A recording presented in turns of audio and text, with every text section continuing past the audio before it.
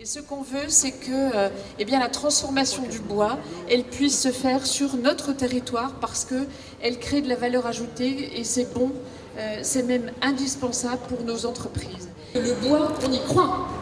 Ouais.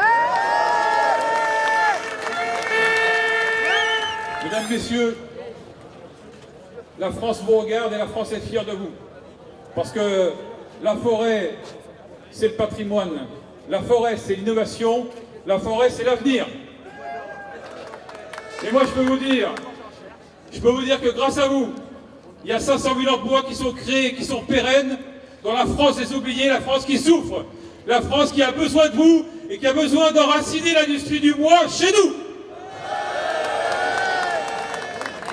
Alors, ici, personne ne me connaît. Alors, on va faire connaissance. D'abord, moi je suis un bourguignon, fier de mon terroir.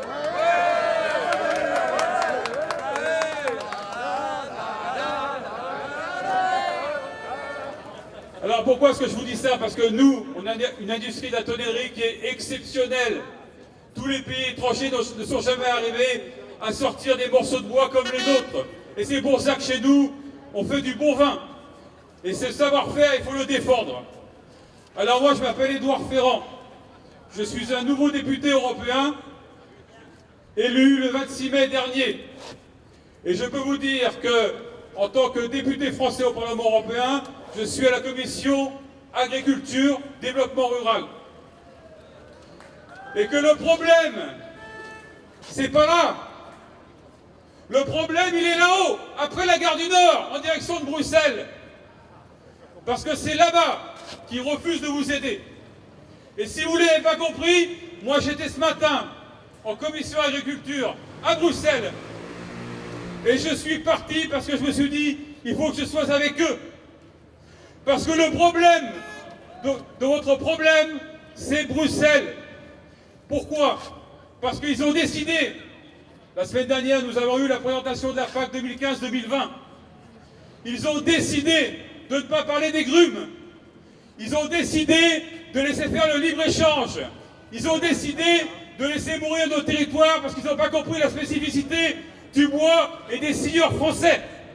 Eh bien, moi, avec mon collègue Philippe Loiseau, parce que nous avons tout à vous donner à Bruxelles, sur 22 commissions, il n'y en a plus que 2 présidées par les Français.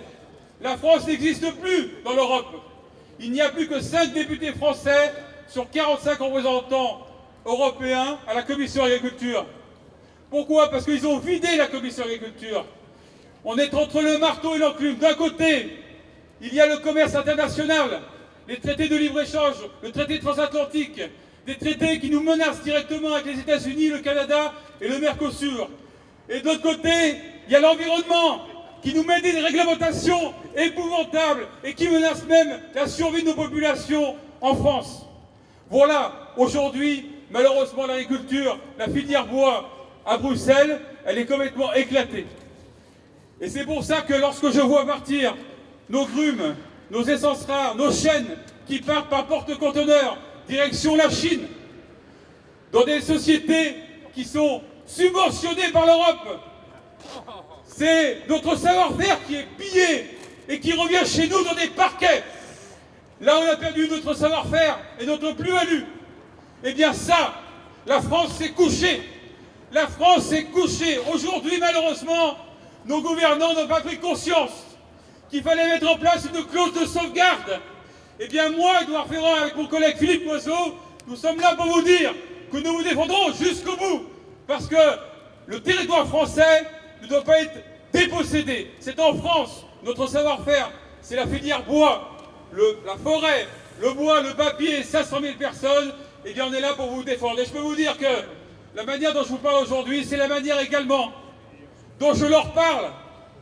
Et croyez-moi, on va vous faire monter, parce que c'est pas là qu'il fallait manifester. C'est bien, je félicite votre président, Monsieur de Normandie, qui est quelqu'un qui se consacre à 100% pour vous, notamment sur la clause de sauvegarde. Je peux tout simplement vous dire qu'aujourd'hui, comme hier, on ne lâchera rien. Et par Saint-Silver, vive la forêt!